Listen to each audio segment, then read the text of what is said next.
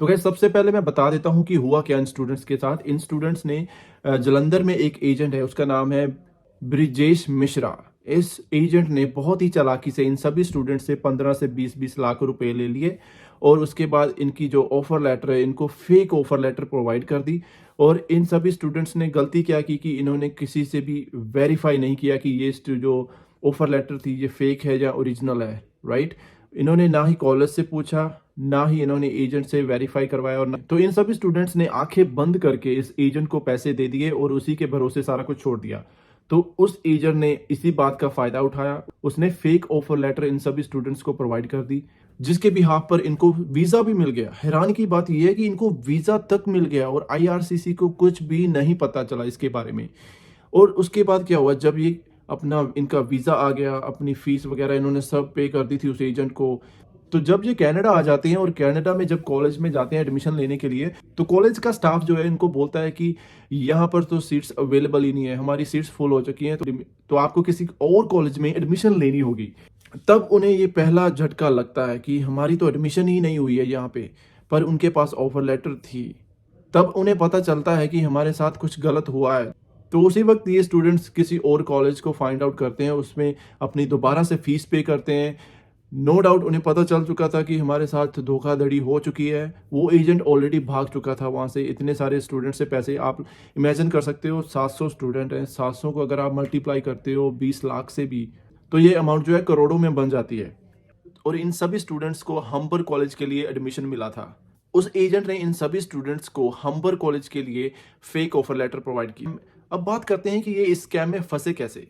तो जो सबसे बड़ी गलती इन स्टूडेंट्स ने की है कि इन्होंने जो अपनी फीस है ना, वो सारी की सारी एजेंट को दी है, ना कि इन्होंने कॉलेज में कोई भी सबमिशन नहीं करवाई थी फीस की।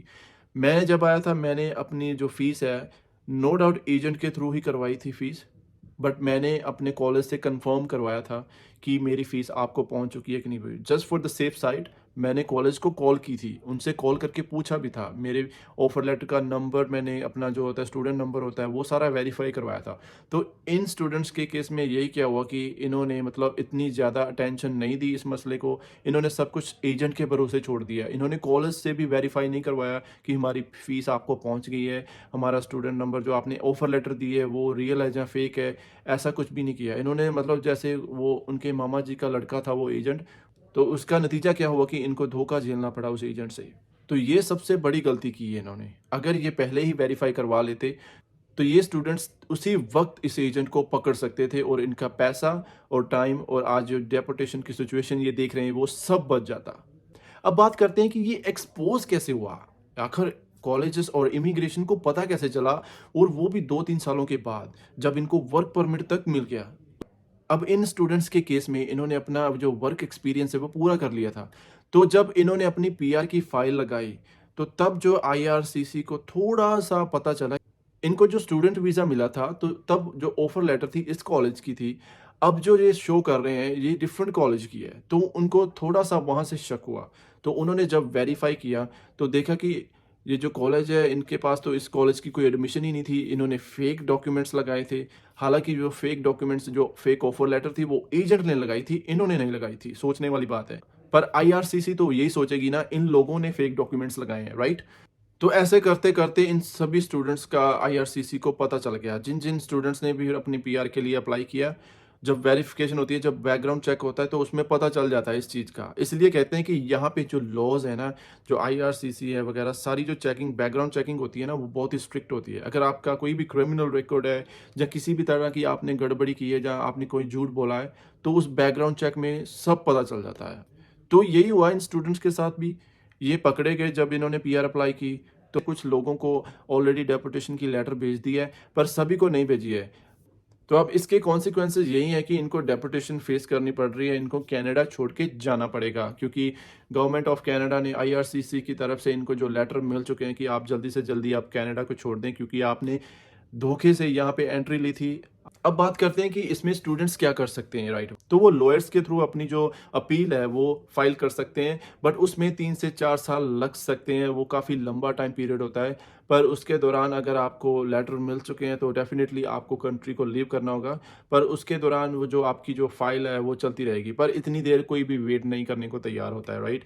3-4 साल बहुत लंबा समय होता है और उसके बाद भी आपको पता नहीं है कि जो रिज़ल्ट आएँगे वो आपके फ़ेवर में आएँगे कि नहीं आएँगे, राइट? और जो इसके अदर कॉन्सिक्वेंसेस है वो तो आपको पता ही है, जो पीछे आपने जो कर्जा लेके आप आए हो, वो सारे पैसे कैसे उतरेंगे उन स्टूडेंट्स के अभी, तो उनके लिए बहुत सारी मुश्किलें खड़ी हो चुकी हैं। अभी मुझे सुनने में ये भी आया है कि ये जो स्टूडेंट्स डिपोर्ट होने वाले थे, उनकी जो अपील है, उनकी जो मतलब न्यूज़ है, ये काफ़ी अभी वायरल हो रखी है और ये न्यूज़ चलते-चलते मतलब हाई लेवल तक पहुँच चुकी है, जिसकी वजह से उनकी जो अपील है वो अभी सुनी जा रही है, तो उन सभी को अभी निकाला नहीं जा रहा है।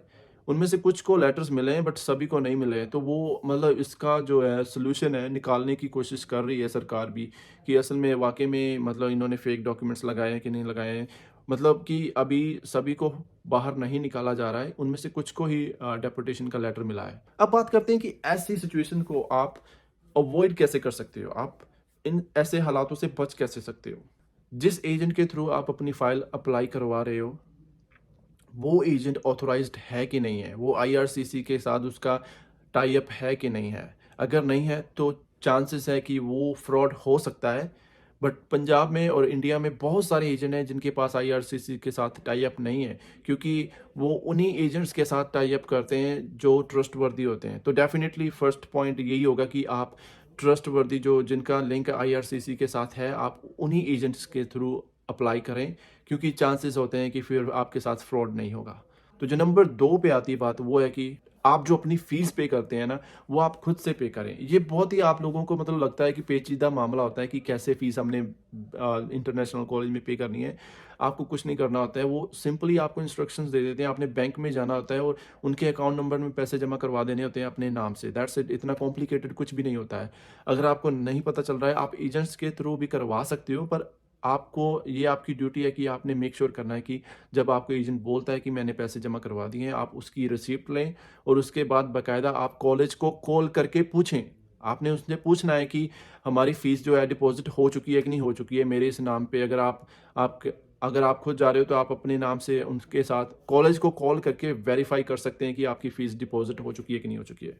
और जो तीसरा पॉइंट है, आपको जब एजेंट बोलता है ना कि आपकी ऑफ़र लेटर आ चुकी है, तो राइट वे आपने क्या करना है कि अपना जो कन्फर्मेशन नंबर होता है वो लेके जाना है और उसी कॉलेज को आपने राइट अवे कॉल करनी है और उनको बोलना है कि ये मेरी ऑफ़र लेटर है, मुझे एजेंट ने कन्फर्मेशन नंबर दिया है और क्या आप मुझे बता सकते हो कि सच में मेरा ये मतलब ऑफ़र लेटर मेरे नाम का है। इन 3 बातों को अगर आप ध्यान में रखते हो, आप कॉल करते हो, आप एजेंट पे सभी कुछ नहीं छोड़ते हो, तो डेफ़िनिटली आपके साथ ऐसा कुछ भी फ्रॉड नहीं होगा, मैं गारंटी देता हूँ। क्योंकि आपने ऑलरेडी सब कुछ वेरीफ़ाई कर लिया होगा। इन स्टूडेंट्स ने कुछ भी वेरीफ़ाई नहीं किया था, जिसकी वजह से इनको ये सिचुएशन देखनी पड़ रही है। बट अगर आप इन सभी बातों का ध्यान रखेंगे, तो डेफ़िनिटली आपको ये सिचुएशन नहीं फ़ेस करनी पड़ेगी।